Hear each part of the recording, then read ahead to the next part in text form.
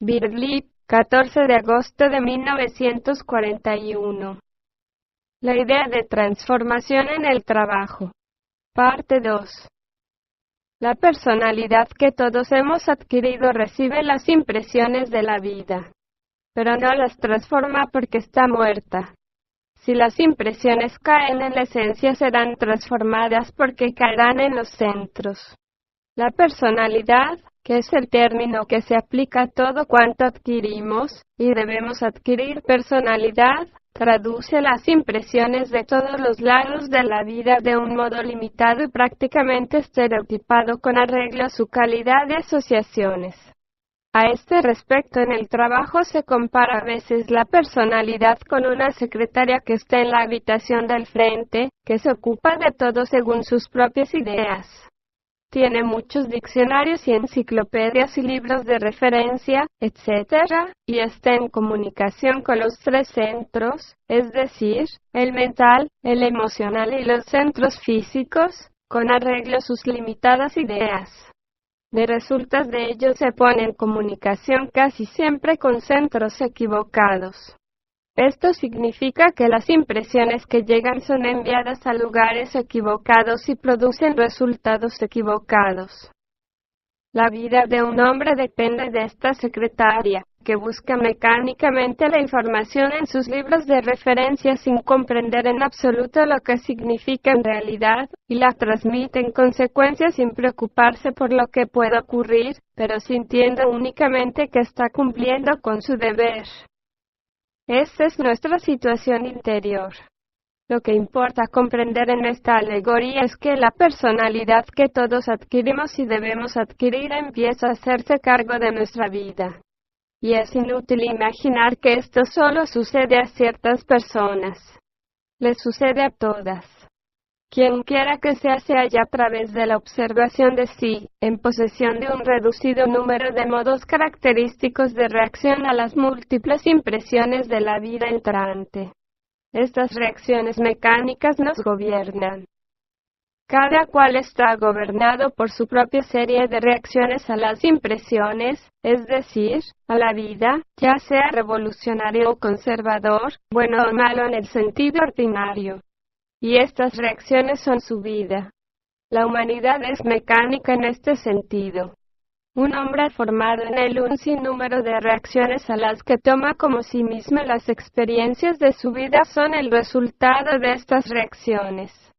Si puede alcanzar un buen relajamiento físico y eliminar de la mente todas las ideas de sí, lo cual es el relajamiento mental, será capaz de ver lo que quiero decir.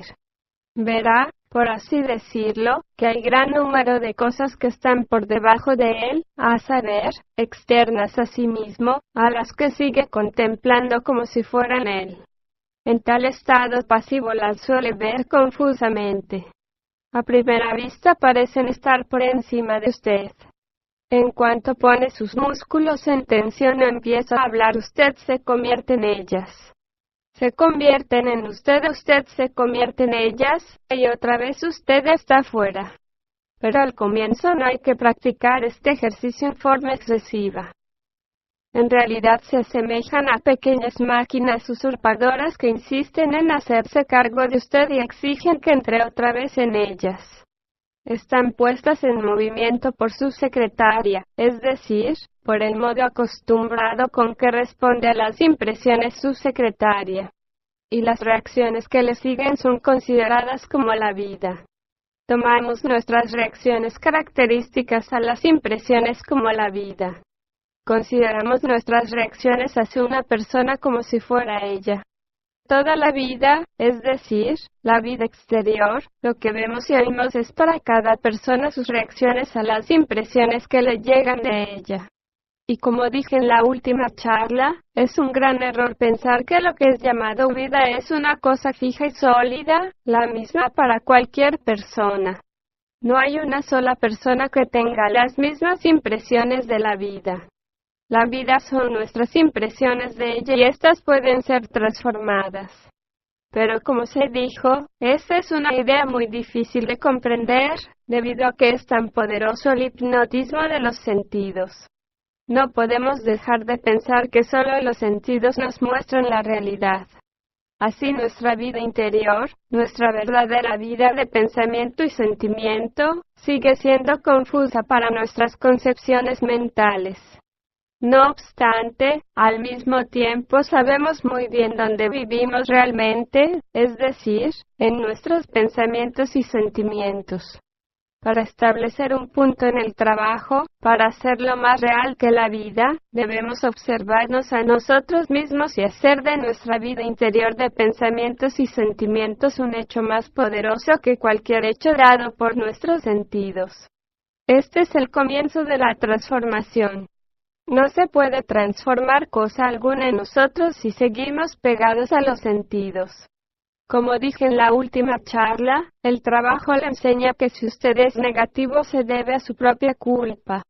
El punto de vista sensorio es que esta o aquella persona en el mundo exterior, a quien ve y oye por medio de sus ojos y oídos, tiene la culpa.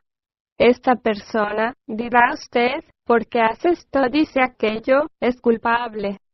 Pero en realidad, si usted está hecho de un modo negativo, lo que tiene que trabajar, lo que tiene que observar, es esa emoción negativa que se introduce en su vida interior, en el invisible lugar donde usted realmente existe.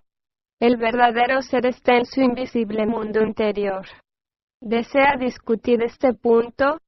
Pues bien, son menos reales los pensamientos y sentimientos y emociones y esperanzas y desesperanzas que tiene que las mesas y las sillas en su comedor. ¿Vive usted, por así decir, en el comedor? Puede estar muy identificado con sus particulares mesas y sillas, pero aun en este caso, ¿no es acaso lo que siente acerca de esas mesas y sillas lo que es real para usted? Supongamos que esté enfermo y sienta la muerte próxima. ¿Se preocupa aún por ellos? Por supuesto no. ¿Y por qué? Porque ya no siente nada por ellos. Son sus sentimientos y sus maneras de identificarse lo que hace que considere esta o aquella cosa importante. No son las cosas que ve con sus ojos físicos. Supongamos que una persona observa que se identificó, digamos, con sus muebles. ¿Cree usted que debe desprenderse de sus muebles para cambiar? Por supuesto no. Sería una tontería. Lo que puede cambiar es el haberse identificado tanto. Si trabaja sobre esto, si empieza a transformar dicha reacción en sí mismo, podrá seguir gozando de sus muebles, pero no se suicidará si estos son destruidos en un incendio. ¿Ve la diferencia? No se puede transformar la vida, pero se puede empezar a transformar la manera de encarar la vida. El primer choque consciente significa el trabajo sobre sí en general. El rasgo característico de este trabajo es el de dar este choque. Todo cuanto se enseña en este sistema, en el aspecto práctico, pertenece al primer choque consciente, la no identificación, la no consideración, etc. Esto puede conducir a un verdadero momento de recuerdo de sí. Entonces se logra la percepción de la naturaleza interior de lo que se debe hacer y la comprensión de la verdad del trabajo. El sentido, el sentimiento y la valoración del trabajo deben acompañar todo esfuerzo, porque nadie puede trabajar por sí solo, de otro modo los resultados redundan en la falsa personalidad y así en el mérito. Un hombre debe trabajar por amor al trabajo. Esto lleva al hidrógeno 12 al lugar de entrada de las impresiones. Las impresiones entrantes son hidrógeno 48. No pueden pasar al hidrógeno 24 sin el hidrógeno 12 como fuerza activa. Si este hidrógeno está presente en el lugar de recepción de las impresiones, es decir, en el lugar en que somos conscientes, el hidrógeno 48, que llega como fuerza pasiva, pasa al hidrógeno 24, completándose la tríada con el carbono 12. El hidrógeno 12 no está presente naturalmente en este punto de la máquina humana. Tiene que ser traído hasta ese punto. Si una persona toma la vida como siempre, de la manera ordinaria, es decir, Si siempre recibe impresiones del mismo modo mecánico y habla según ellas del mismo modo mecánico y obra según ellas del mismo modo mecánico, entonces nada puede cambiar en la persona. Tales personas no pueden evolucionar. No ven donde está en ellas el punto de trabajo. Creen que el trabajo es algo que está fuera de ellas. Una persona debe llevar un hidrógeno muy poderoso al punto donde las impresiones están entrando. Este es el hidrógeno 12.